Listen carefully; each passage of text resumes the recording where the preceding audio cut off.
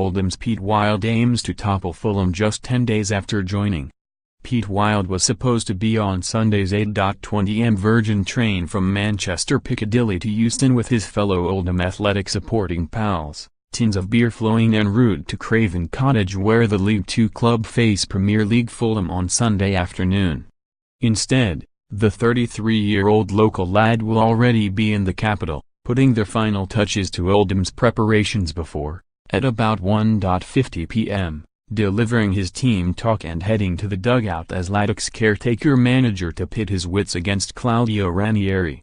It's Oldham in the FA Cup, Fulham away. I've never been to Fulham and 5 of my pals were going, so it was going to be a good day out. I've got a bit of a different role to do now, says Wild in the middle of a hectic week which has seen him go from looking after the youth team to the first team. Wild, an amateur footballer who took up coaching at 18 when he realized he would not make it as a pro, got the call after the sacking of Frankie Bunn after a 6-0 defeat at Carlisle United on Boxing Day. He essentially had a day to plan for the next match, away at Port Vale, less than 48 hours later. The players were off and so first I had to try and find some help because I couldn't do this on my own, says Wild, who didn't think twice about accepting the offer. He tweaked a couple of tactical details, but it was a message that could only have been delivered by someone who understands life in the much maligned Lancashire town which stood out. For me, it was about giving something back to the supporters, he says. One thing this club does have is fans who travel in numbers wherever we are in the league.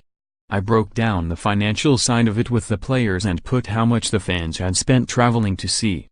People work hard for their money here, and as long as the players work hard they will forgive everything.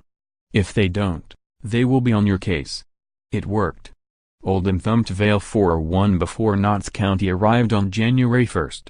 For Wild, who has tree chopping, digging holes and running pubs on his CV, leading the team at Boundary Park was special. My first game was New Year's Day 1991 with my dad, he says. Newcastle at home.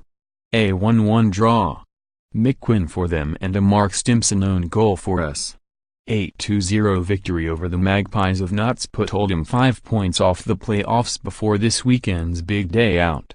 Aside from 6 points, Wild has also managed to pick up morale during another turbulent period in the club's history. Bunn's sacking, delivered via email, was the latest low since relegation from the Premier League in 1994. Another drop, to the third tier, followed in 1997.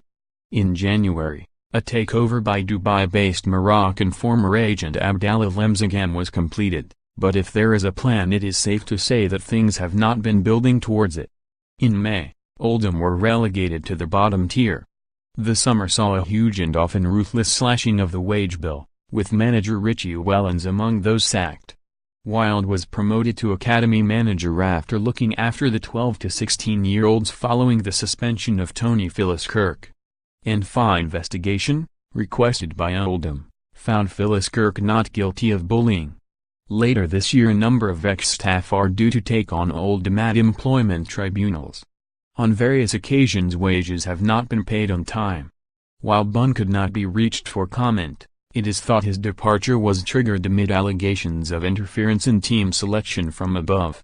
Bunn's No. 2, Andy Rhodes, was sacked just before the team bus was due to set off for an away match.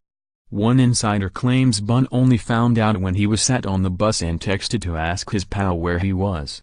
After the sacking of Rhodes, it emerged staff had been told that the club had not paid their pension contributions for 6 months. Lemzagam then reaffirmed his commitment to the club and said wages would not be late again. Wild says he has no complaints regarding his dealings with the chairman, but, regardless of what transpires on Sunday, has no interest in taking the role permanently. I've only been academy manager for 3 or 4 months, he says. I'd like to think in future I'll be ready but just not at the moment. When we finish speaking Wild heads to a care home to see his dad, also named Pete. He's 69 and unfortunately not very well, he says. He was a pub landlord and a bit of a legend around here. He ran the first disco pub in Oldham.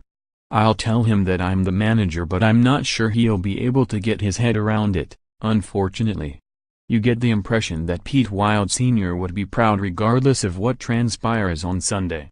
His son just wants maximum effort. All I am bothered about is us being the best version of us. If we are, then win, lose or draw, we can go to the fans at the end and go, listen, we gave you everything.